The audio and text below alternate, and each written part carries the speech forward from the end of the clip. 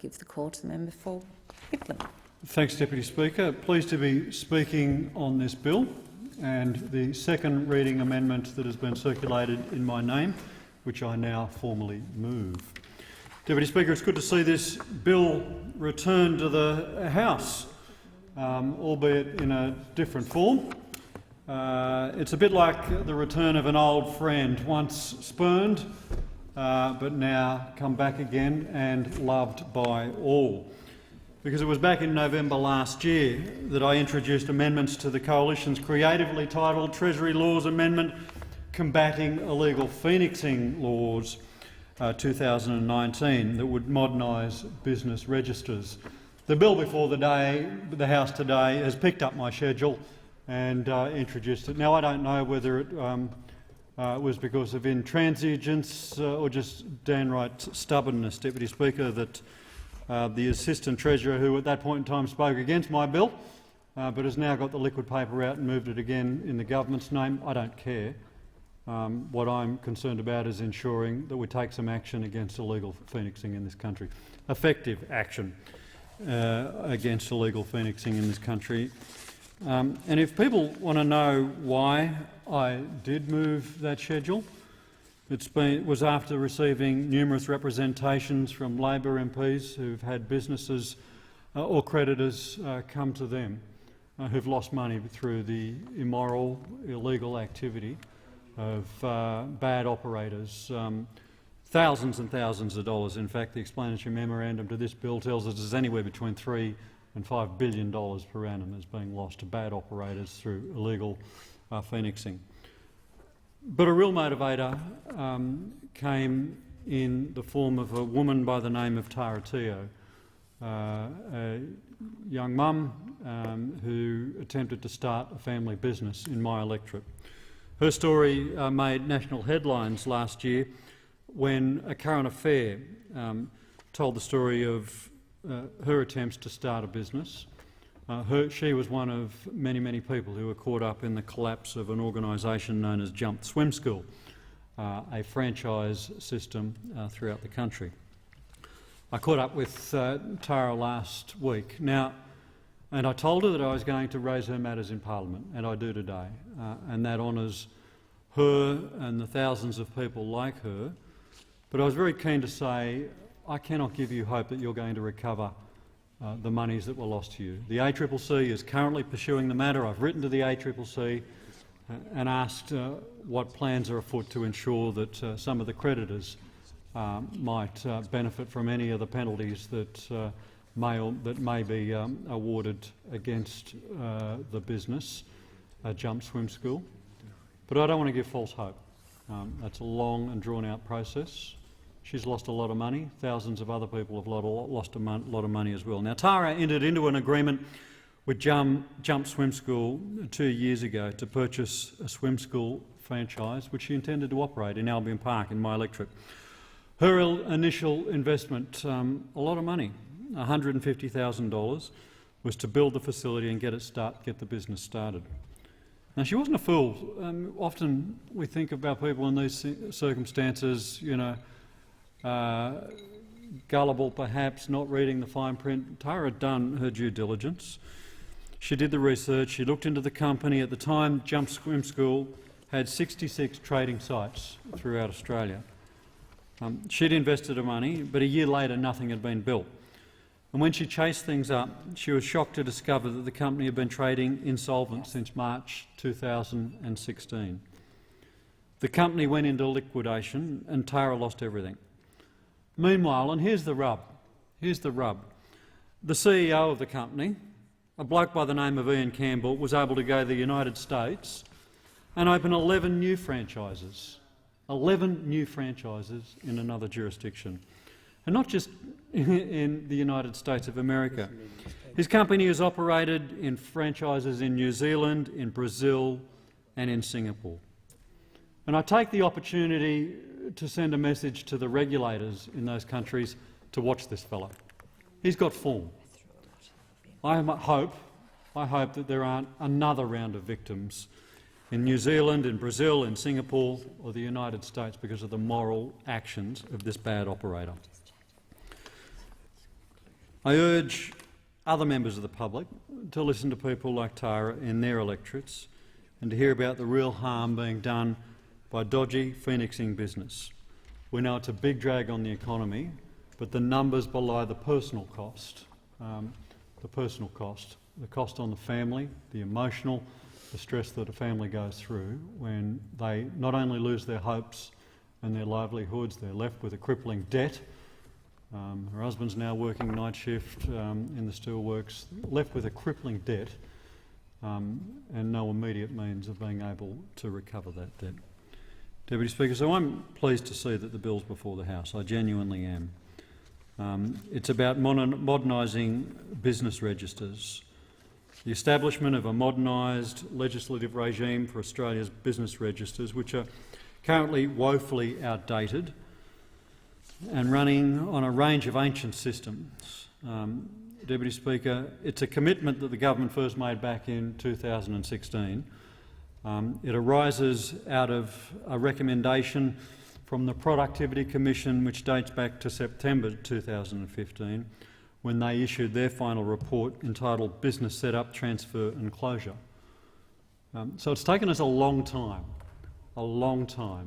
to get from that Productivity Commission recommendation to this bill being before the House today.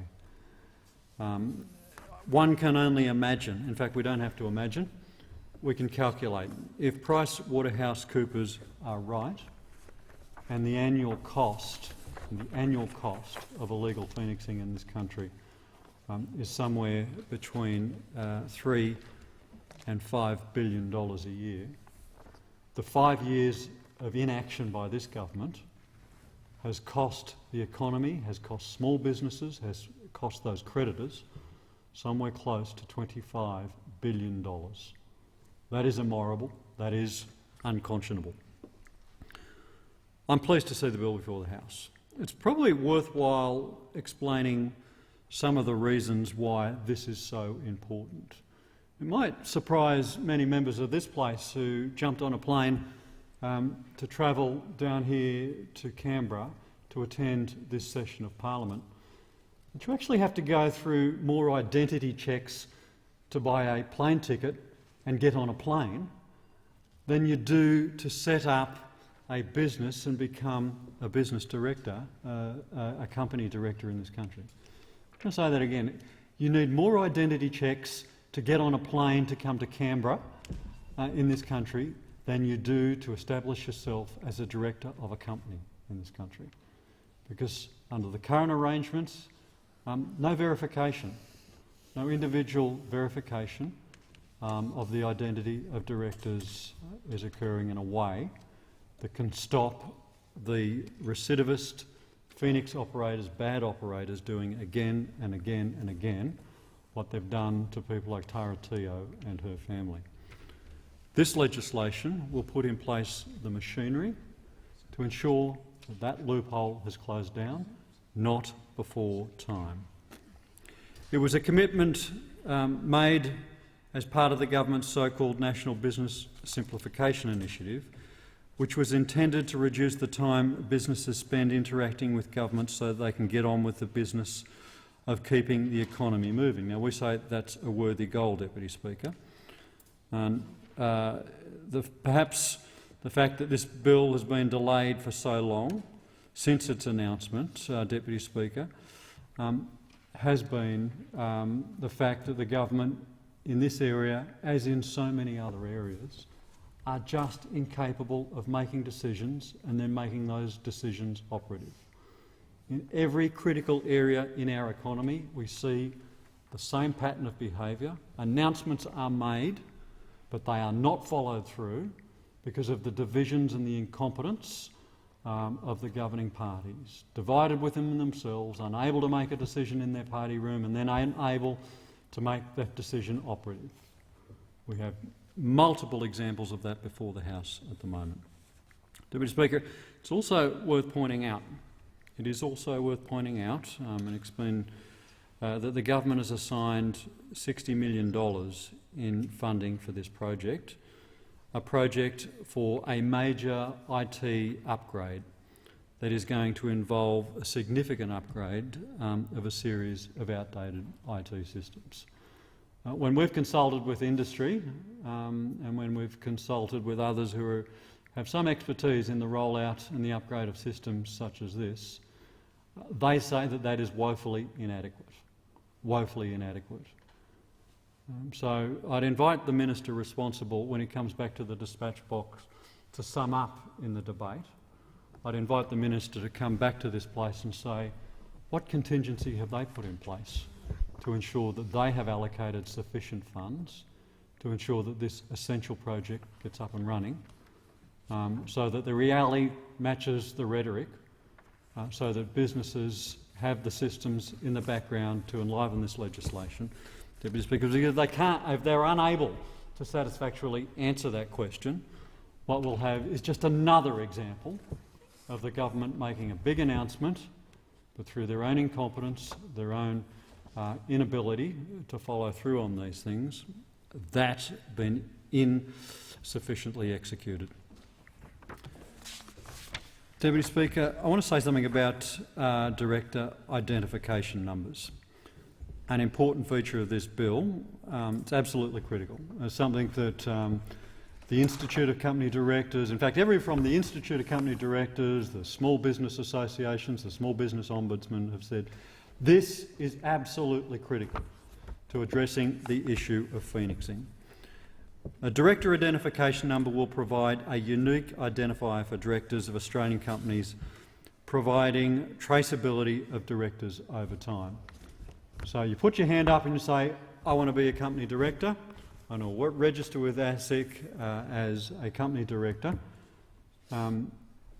ASIC provides you with a unique director identification number. And like your tax file number, that stays with you for life. And what that enables ASIC to do, and what that enables creditors, shareholders, others to do, is to be able to track a particular shareholder, and particularly if they've been involved in recidivist activity, to ensure that the full force of the law can be brought down upon them, that if they are barred, that they're not able to re-register again because the systems are in place to stop that. Deputy Speaker, I welcome the fact that the government is putting this legislation into the House as well, called for by business, called for by Labor, committed to by Labor at the last election, an integral part of the bill that we put forward in November last year, picked up by the government, and I welcome that. Now, we have a serious problem. We have a serious problem with phoenixing in this country. We do want to ensure, Deputy Speaker, that this bill is implemented, that it passes this House, it passes swiftly in the other place, but we also want to ensure that the money, the funding is set aside to ensure that the systems can be upgraded and that the work can be underway swiftly to ensure that the director identification number and the registry upgrade, something this country sorely needs, something that corporate Australia sorely needs, can be put into place. Deputy Speaker, in so many ways the government has failed. In so many ways the government has failed. So with those brief comments, and I've put the Minister on notice, when he comes back to sum up, I want him to be able to explain to the House how $60 million is going to be sufficient for this significant IT upgrade, this significant registry upgrade to be completed, and what contingencies the government has put in place to ensure that this critical change to stamp down on phoenixing in this country can actually be delivered. With those comments, I commend the bill to the House.